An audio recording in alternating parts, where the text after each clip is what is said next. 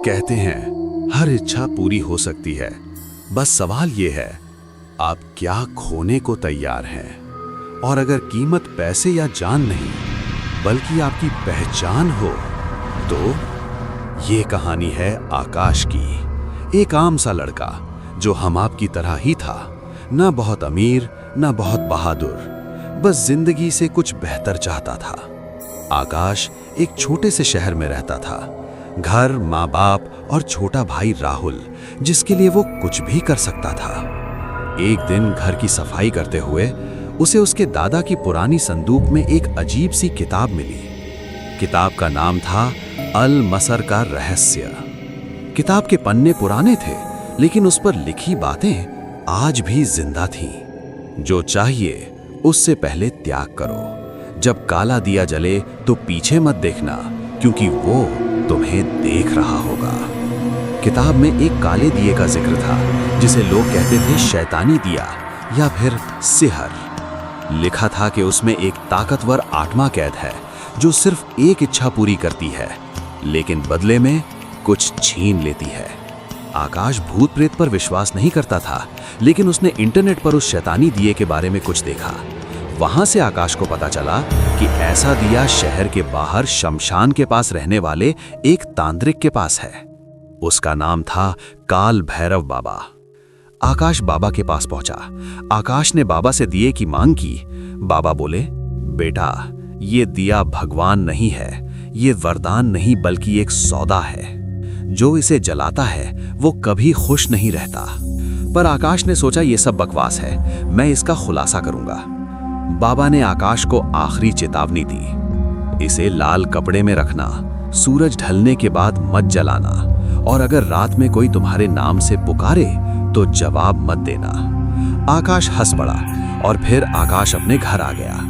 किताब के मुताबिक इच्छा से पहले त्याग जरूरी था।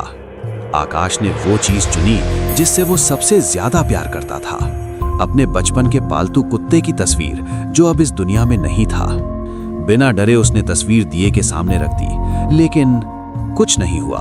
आकाश सो गया, लेकिन रात के ठीक 3 बजे दरवाजा खटखटाया, फिर खिड़की, और फिर उसके कानों में उसकी ही आवाज आई, आकाश दरवाजा खोलो। आकाश थोड़ा डर गया। सुबह माँ का फोन आया। राहुल अचानक बीमार पड़ गया था।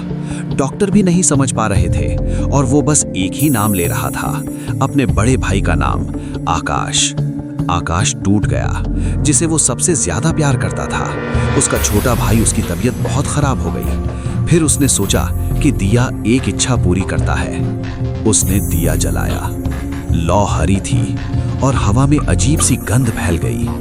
आकाश ने मंत्र बोला, काला दिया, काली छाया, जो उधार लिया वो आज लौटाया, नाम जो छीना रूप जो पाया, सिहर जागे पर बंधन आया। और फिर उसने अपनी इच्छा बताई, मेरी इच्छा है मेरा भाई ठीक हो जाए। उसे नहीं पता था कि उससे कितनी बड़ी गलती हो गई। और उसके बाद दिए में एक जोरदार हरी चमक हुई। आकाश को कुछ नहीं दिखा। राहुल ठीक हो गया, लेकिन कहानी यहीं खत्म नहीं होती। दिए के अंदर आकाश कैद हो चुका था।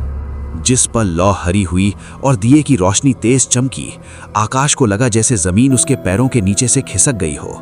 एक झटका, एक अजीब सा खिंचाव, और अगले ही पल आकाश खुद को एक अंधेरी जगह में खड़ा पाता है। ना जमीन ना आसमान, चारों तरफ काली धुंध और दिए की दीवारें, जैसे वो किसी बंद शीशे के अंदर कैद हो। आकाश डर गया, लेकिन सबसे डरावनी बात, आकाश बाहर की दुनिया देख सकता था। वो देख रहा था, अपने ही कमरे में एक और आकाश घूम रहा है। वही चेहरा, वही आवाज, बस आंखों में एक अजीब सी ठंडक। आकाश ने देखा, उसका हमशक्ल उसकी माँ के पैर छू रहा है। माँ मुस्कुरा रही है, खुश रह बेटा। पिता उसके कंधे पर हाथ रख रहे हैं, और राहुल उसे गले लगा रहा है। और असली आकाश दिए के अंदर खड़ा सब कुछ देख रहा था, चिल्ला रहा था, लेकिन उसकी आवाज बाहर नहीं जा रही थी। दिन बीतते गए। हमशक्ल आकाश उसकी जगह पूरी तरह लेने लगा। ऑफिस, दोस्त, घर, सब उसे ही असली मानने लगे। और दिए के अंदर असली आकाश धीरे धीरे कमजोर होता जा रहा था। लेकिन एक रात दिए के अंदर अचानक एक रोशनी जली, भगवा रंग की, और उसी रोशनी में काल भैरव बाबा प्रकट हुए। बाबा बोले, डर मत बेटा, तू अकेला नहीं है, मैं जानता था ये होगा। आकाश रो पड़ा, बाबा मुझे माफ कर दो, मुझसे गलती हो गई। बाबा मेरी जिंदगी, मेरी पहचान सब चला गया। बाबा बोले, जो तेरे शरीर में है वो आत्मा नहीं, वो सिहर है, एक ऐसी छाया जो इंसान बनकर उसकी जिंदगी चुरा लेती है। इस सिहर को अब तुझे ही मोक्ष दिलाना होगा बेटा। लेकिन याद रख, अगर तू डरा तो हमेशा के लिए इसी दिए में रह जाएगा। बाबा ने आकाश को एक भयानक उपाय बताया। बाबा बोले, इस काली अंधेरी जगह में एक असली दिया होगा, तुझे उस दिए को ढूंढना होगा बेटा, और मैं बाहर मंत्र पढ़ूंगा। उसी पल तुझे उस काले शापित दिए को ढूंढ के तोड़ना होगा, तभी इस सिहर को मोक्ष की प्राप्ति होगी। बाबा ने बताया, आज से 2 दिन बाद काली अमावस्या की रात को सिहर कितनी भी कोशिश कर ले, लेकिन वो अपने असली रूप या अपनी असलियत में जरूर आएगा। बस तुझे उस दिन तक कैसे भी उस काले दिए को ढूंढना होगा। आकाश ने अपने आप को शांत किया। बाबा ने चेतावनी दी, उस दिए को ढूंढना आसान नहीं, और बाबा गायब हो गए। अब आकाश उस दिए को ढूंढने लगा। उसे कहीं भी दिया न दिखा। वो आगे चलता रहा। अंधेरी अनजान जगह, उसे बहुत कमरे मिले, लेकिन सब खाली। उन कमरों में कुछ भी नहीं था।